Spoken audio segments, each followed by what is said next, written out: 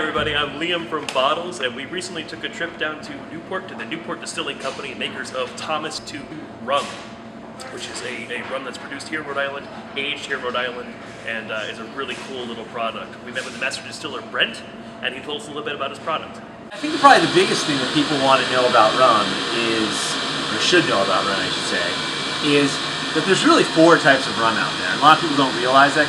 And when you're talking about spirits, a lot of times there's 1, maybe 2 different kinds. In rum, you really have 4 kinds. You've got your white rum, so that's a rum that typically, it might be aged for a month or whatever, but it's clear and it's effectively unaged, and it's just what comes out of still, essentially. Then you also have your spiced rums. So those oftentimes are white rums, maybe they're aged rums, but mainly what they are is rums where you're taking, caramel coloring and spices and adding it to the rum to flavor.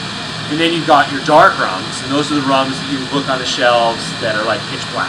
You can't see through them. And then you have the least popular of the rums as far as category, which is the aged rum. Leave it to us to go into that category. But we never like to do things the easy way. And so these are rums that, really all that's being done is you're taking the rum from the still, aging in the barrel, and then taking what's out of the barrel. You're not adding any coloring to it, you're not adding any spices to it. It's kind of what you see is what you get. But the wood will add color, of course, but a little bit of like a vanilla. Oh, absolutely. A little bit of absolutely. At least half of the profile that you're getting in an aged rum is coming from the barrel. So a lot of people, they mistake the sweetness that they're tasting in the rum for the sugar that comes out of the molasses, and that's nothing further from the truth. Right. What happens in fermentation is the yeast consume all the sugar in the molasses, convert it into alcohol, and then in the distillation process you concentrate that alcohol, and so when it's coming out of the still, there's no sugar left in it.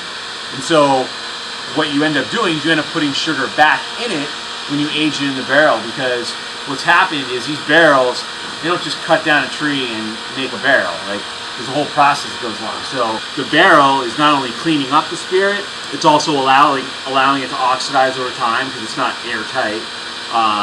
And then it's also imparting the spice character and the sweetness, as well as the color and the oak flavors to the rum. So you have your molasses flavor, not the sweetness, but the flavor of the molasses, some of the buttery elements that come from the distillate, and then you have the spice and oak and sweetness that come from the barrel, and all of them combine together to make, an aged rum.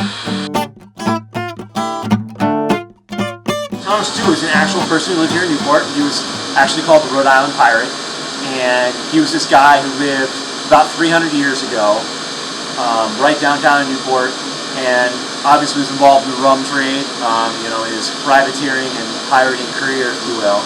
Newport, about 250 years ago, was the rum capital of the world. There were 22 distilleries operating inside city limits, and the most and best rum was being made right here in Newport, Rhode Island. At one point, Rhode Island rum in particular was considered currency, in trade.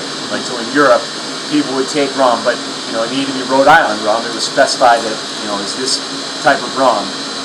So it was a big deal, and so the revolution happened, and that kind of killed the rum industry. But when we decided to bring the tradition back, we thought tying it to somebody who was around, and what better character than somebody who is into shipping it and trading it and pirating and privateering. What better person to do it with than that? So that's really kind of where the idea came from.